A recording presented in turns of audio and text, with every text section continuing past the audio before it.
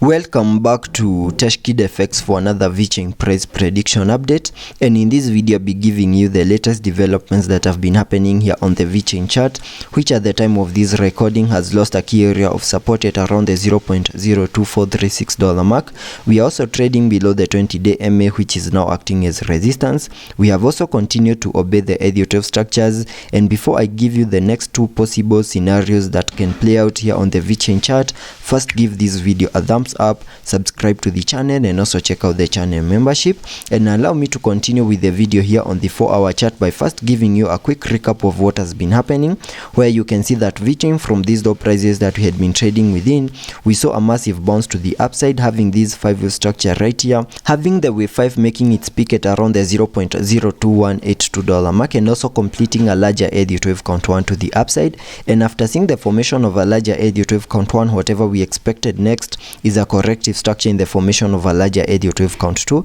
and after seeing the low for this second wave, whatever we expected next is a bounce to the upside in the formation of a larger Elliott wave count 3, and in the formation of that wave 3, which is an impulsive wave, we also expected to see a 5-wave structure in formation, which we are seeing right here, having these as the first wave, then a wave 2, a wave 3, a wave 4, and then I'll be expecting that wave 5 to fully maximize the formation of that larger Elliott wave count 3 to the upside to do. And by first showing you that the second wave right here has done the minimum that we expect a second wave to the lower side to do, by connecting the Fibonacci's from the low of the first wave to the high of that wave 1, that gave me a minimum retracement area in the formation of that wave 2 between the fib level 0.382 and the fib level 0.618, which is a target area that we fully maximized. And after seeing the low for that second wave, we started this bounce to the upside over here in what I'm terming as the formation of that wave 3, and sketching out a minimum target area to the upside in the formation of this wave 3 right here in red, by connecting the trend-based Fibonacci from the low of the first wave to the high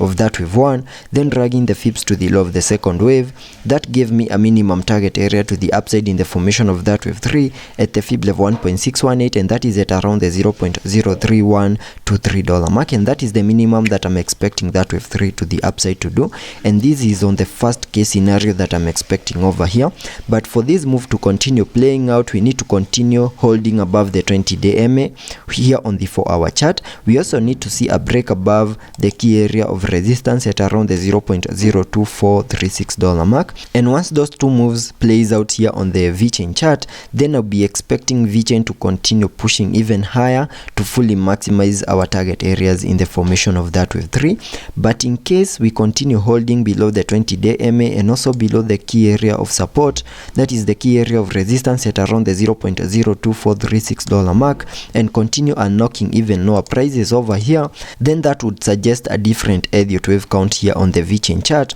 where I can term this whole structure right here as a larger Elliott wave count 1 to the upside, making its peak at around the $0.02672 mark. And after seeing the high for that first wave to the upside, whatever we expect next is a corrective structure in the formation of a larger Elliott wave count 2. So in case we continue seeing lower prices, then that could be the formation of this second wave to the lower side before we can expect another bounce to the upside in the formation of that wave 3, then expect a wave 4, and then a wave 5 to the upside. And I can change the color of this Elliott wave structure to suggest a different Elliott wave count here on the Vechain chart. And if this is the case, then we can also sketch out minimum target areas to the lower side in the formation of this wave 2 by connecting the Fibonacci's from the low of the first wave to the high of that wave 1,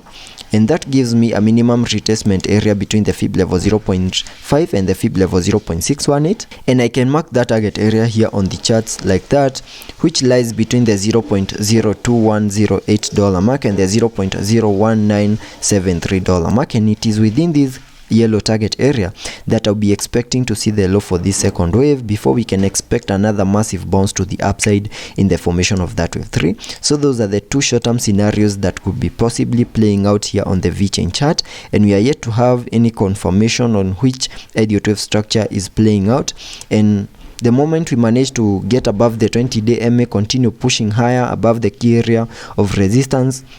at around the $0.02436 mark and continue seeing an impulsive move here on the Vechain chart, then that could be the formation of these higher Elliot wave count 3. But in case we continue unlocking lower prices and also continue losing other key areas of support, then that would suggest a different Elliot wave count that I have right here, having these as the formation of these wave 2. And before I give you the long-term scenarios that I'm expecting to play out, allow me to take a look at the indicators, where on the RSI you can see we are trading at around the 46 mark, meaning we have massive room for us to support higher prices in the formation of that wave 3 and also lower movements in the formation of that second wave of the different Elliot wave structure that I have right here. And also taking a look at the MACD, we had been able to print a bearish crossover here, but at the moment we are seeing a bit of a bullish cross, and we are just about to see an increase in the buying momentum here on the MACD, which could suggest higher prices in the formation of that wave 3. And jumping to the daily chart to give you the long-term scenarios that I'm expecting to play out, basing it on the Elliot wave structures. Here on the daily chart, you can see that I have this Elliot wave structure in red, where you can see that from these low prices that we had been trading within, we saw a massive bounce to the upside, making it to an all-time high at around the $0.28 mark in what I'm terming as that first wave to the upside. And after seeing the all-time high, we started the bear market, where we had been seeing low prices in this ABC corrective structure, which has now given us a low at around the $0.015 mark in what I'm terming as the formation of that wave 2. And on the long-term scenarios, I'm expecting another bounce to the upside in the formation of this wave 3, having the minimum target area in the formation of that wave 3 at the fib level 1.618, and that is at around the $0.46277 mark, before we can expect a wave 4 and then push even higher in the formation of that wave 5. So that is what I'm expecting on the short-term scenarios and also on the long-term scenarios, and let's be patient and see how that plays out, and I'll be keeping you updated.